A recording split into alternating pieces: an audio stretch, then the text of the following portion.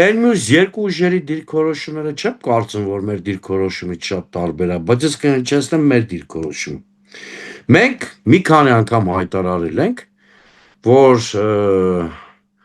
մեր իշխանության գալու պարագայում Հայաստանը չի հրաժարվելու իր միջազգային պարտավորություններից, եթե նույնիսկ մենք խիստ քննադատական վերաբերմունք ունենք թրիփի հանդեպ, շատ լուրջ վերապահումներ ունենք նոյեմբերի 9-ի փաստաթղթի հանդեպ, միևնույնն է, մենք զրոյական կետից բանակցությունը սկսելու արկածախնդրություն չունենք։ Եթե որևէ ուժ բացահայտորեն հայտարարում է, որ ինքը չի վերանայելու երկրի ստանձնած միջազգային պարտավորությունները, այդ ուժը չի կարող պատերազմի կուսակցություն համարվել։ Իսկ ինչքան ես տեղյակ եմ, նմանատիպ դիրքորոշում ունեն նաև Քոչարյանի եւ ուրեմն Սամվել Կարապետյանի քաղաքական ուժերը, բայց ես խոսում եմ մեր անունից։ Մենք գալիս ենք ոչ թե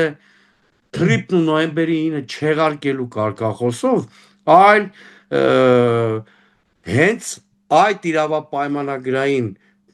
փաստաթղթերում Հայաստանի բանակցային փաստաթղթերի շրջանակներում Հայաստանի բանակցային դիրքերը ուժեղացնելու օրակարգով։ Եվ եթե մենք ասում ենք երաշխավորված խաղաղություն, որովհետև առանց միջազգային միջնորդների ու երաշխիքների խաղաղության գործընթացը չի կարող ինստիտուցիոնալ լինել, սա շատ հասկանալի է։ 3 տարի առաջ այս նույն բանը պնդում էր Նիկոլ Փաշինյանը խորհրդանի ամբիոնից։ Ասում էր, եթե միջնորդներ չլինեն եւ միջազգային երաշխիքներ չլինեն, Ադրբեջանը 6 ժամ հետո ստորագրումից հետո կսկսի պատերազմ։ Հիմա մենք այս մարդուն պիտի հարցնենք ինչն է կոմոդ փոխվել։ Ինքն է իր դիրքորոշումը վերանայել, ոչ թե մենք ենք շոր արտարոս բան ասում։ Ուժային դիսբալանսի պայմաններում, եթե չկան միջազգային միջնորդներ եւ միջազգային երաշխիքներ,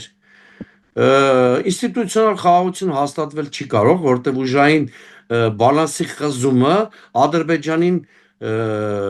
անդադ դրթելու է ծանր պահանջներ դնել Հայաստանի առաջ, այսինքն մղելու է, իսկ Հայաստանը անդադ գտնվելու է